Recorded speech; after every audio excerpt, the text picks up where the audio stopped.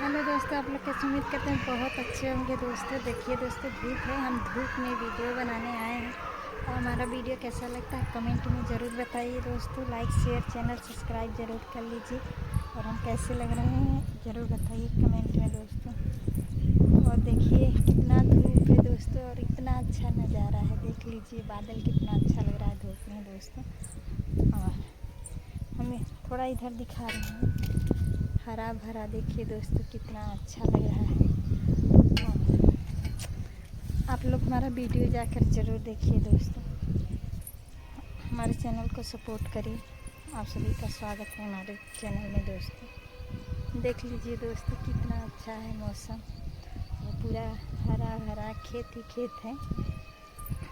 इधर भी देखिए दोस्तों कितना अच्छा बादल लग रहा है, देखिए आप लोग आज सपोर्ट मुझे करिए और मैं वीडियो एंड करती हूँ यहीं पर दोस्तों। अगर आप लोग को अच्छा लगता है हमारा वीडियो तो ज़रूर बताइए कमेंट में, हम और भी ब्लॉग डालेंगे फुल वीडियो। और बहुत ज़्यादा धूप है दोस्तों इसीलिए वीडियो बंद कर रहे हैं।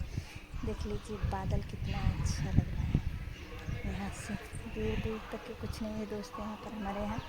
और लाइक शेयर चैनल सब्सक्राइब, मैं वीडियो एंड करती हूँ। बाय बाय दोस्तों।